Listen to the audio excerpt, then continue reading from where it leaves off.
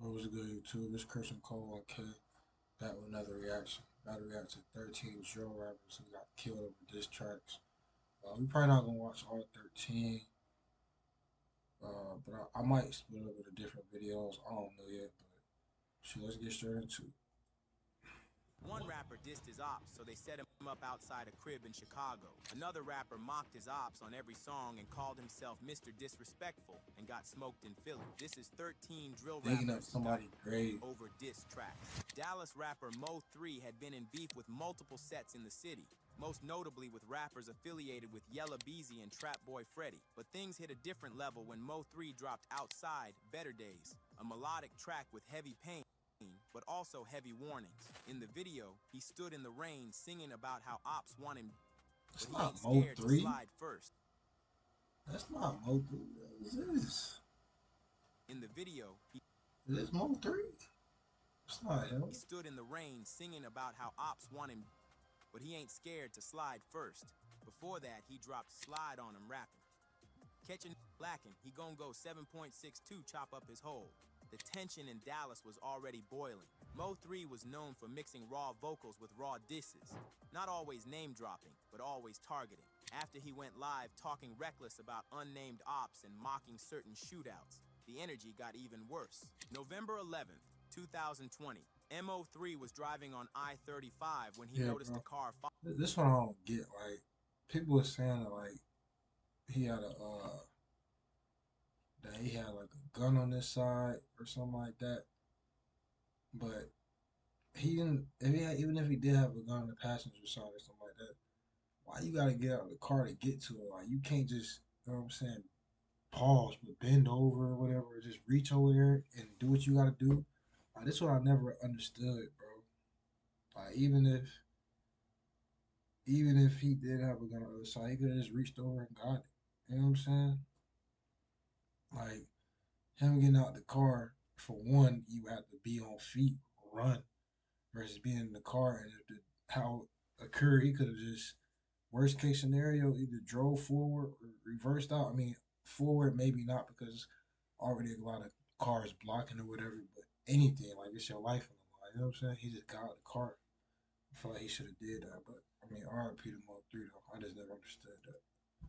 Following him. He tried to dip, crashed his car, and ran on foot. That's when it hopped out And they the say he other crashed his vehicle, car. I chased ain't him seen no down on the crash. freeway, and shot him in broad daylight. The hit This was is recorded. crazy though. Witnesses on the highway watched a rapper get down like it was a movie. The footage went viral within minutes. It wasn't just a hit, it was a This is message. crazy. Mo 3 dissed too hard, stood on business, and exactly how he rapped. Outside, with nobody there to save him, same thing as Julio Fulio, who died while mocking the diss. Julio Fulio might be the most infamous example of what happens when dissing the becomes your brand. Coming out of Jacksonville, Florida, Fulio built his whole image around disrespect. His song When I See You was a direct remix aimed at Youngin Ace, where he mocked the deaths of Ace's friends. He went viral holding up photos of in a music video while singing to the beat of Fantasia's When I Crazy. See You. The track passed 30 million views and also passed the point of no return. Every time someone Fulio had something to say, he would go live, post memes, drop tracks with titles like List of Ops.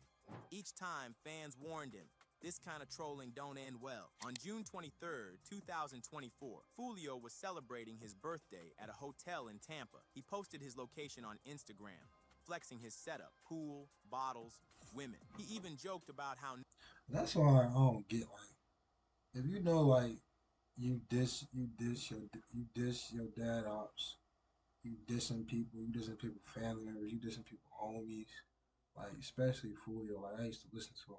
You know what I'm saying? Like he was dissing like real people. Like that song he just mentioned. I don't remember what it was called. What did you say? Was it Who I Smoke? Or was that with?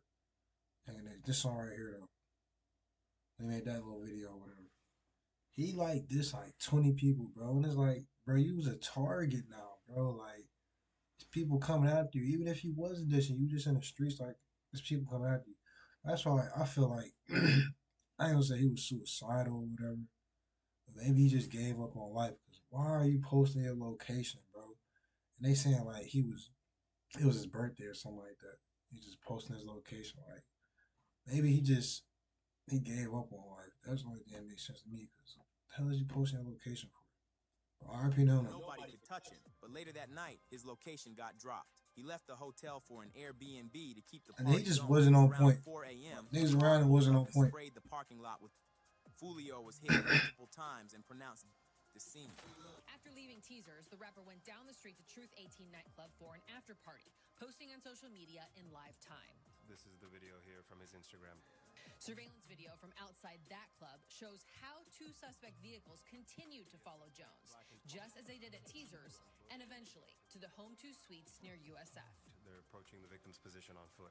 Video from the hotel and a parked Tesla show 3 shooters firing several shots at the vehicle Jones was riding in.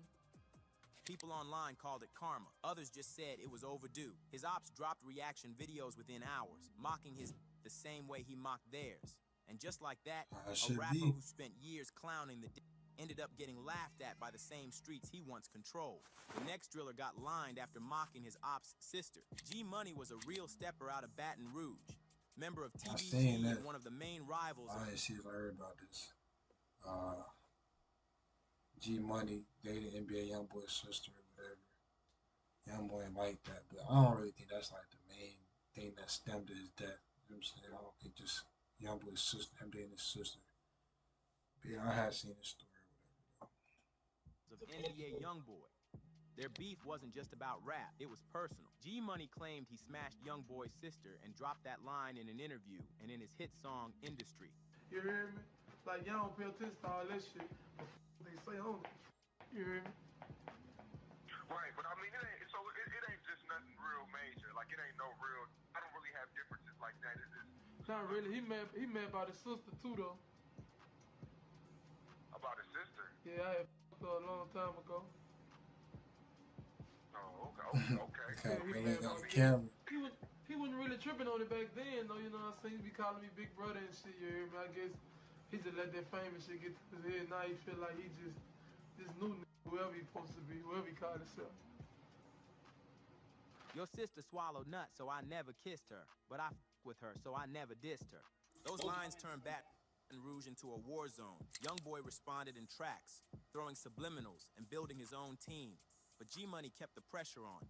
He dropped multiple disses aimed at NBA's camp and posted clips laughing at them online. On September 10th, 2017, just days after dropping Industry, G Money was shot and killed outside a recording studio on Dallas Drive. Days after it was he dropped a clean hit, one headshot, no suspects caught. In the days that followed, YoungBoy went silent. And they said they had left pillows on the scene. The diss track was wiped off YouTube, but not before fans downloaded it and turned it into street legend. Everyone in Baton Rouge knew G Money poked the wrong bear, and the response was surgical. He played the diss game, but this time the ops played for keeps, talking about people who should have been crossed out but made it too far. King Von was the reaper before he got reaped. Von wasn't just another BD from old block. He was the agent of in the field. He wasn't hiding it. Von used music to press the same people he was for in real life. Every track was a warning, a confession, and a challenge. But once the smoke caught up, there was no beat to rap on, just beats. November 6th, 2020, Von ran into Quando Rondo outside Monaco Hookah Lounge in Atlanta. The same streets he controlled flipped the script. Von thought he was the end of ops, but he got ended. Sometimes the hunter becomes the pack, and Von didn't see it coming, unlike Lil Scoom, who felt the setup before it hit. Scoom was a rising name out of Chicago, known more for... You mentioned King Von, he didn't tell the full story. He just gonna hop on the Lil Scoom? Yeah, he didn't even go into detail about the King Von situation. Being tied in with the Bloodhounds and Lil Jeff than for his catalog. But what made his story different was that he knew something was off. He got that too. Just minutes before he was, Scoom told his mom he didn't feel safe. He had that sixth. Chicago rapper Lil Scoom's mother felt like he was snaked by his friends after he caught her, saying he didn't feel right. Hi, bro. My mama's Scoom. All the laughs and jokes I accept because me and my baby had talks about this. That's crazy. All the laughs and jokes I accept. What's she talking about? Like, people joking about his death? That's crazy. She talking about she accepted. Because me and my baby had talked about this. He wasn't afraid, but one thing for sure, my baby called before he left saying he didn't feel right. Niggas acting weird. 11 minutes later, this happened. Everyone not your friend. Everybody not happy for you. I'll let you some. That's how that shit be for real. Just get like a gut feeling. R.I.P. School. Sense, and he was right. Leading up to his, Scoom was allegedly involved in giving up the drop on Monty and Lil Rob, two BKN members who got weeks prior. The word in the streets was that Scoom had been with Lil Jeff on drills and knew too much. Some said he helped line the hit. That rumor alone had Scoom walking on eggshells. On July 7th, 2024, after getting his hair done by Nene Brooks and linking up with his girl, Bro, Scoom was chilling I don't even know too much about the story, but this nigga got the story all wrong.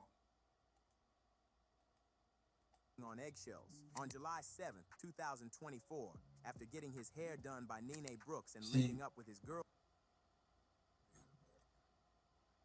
He didn't get his hair done by her. He got his hair done by this is the girl that allegedly set him up. The story gets deep. I ain't gonna fit. They were saying both the girls there set him up, but they had shown some text messages of her like texting somebody, being like, "Hey, Scoom here," because he like before he died, he was still, I'm saying, a known rapper in Chicago. But they saying this who set him up or whatever. And people was looking for her. Like this back like July when he died, July 2024. She was going viral on TikTok, like finding Nene Brooks, all that. But that's what they said.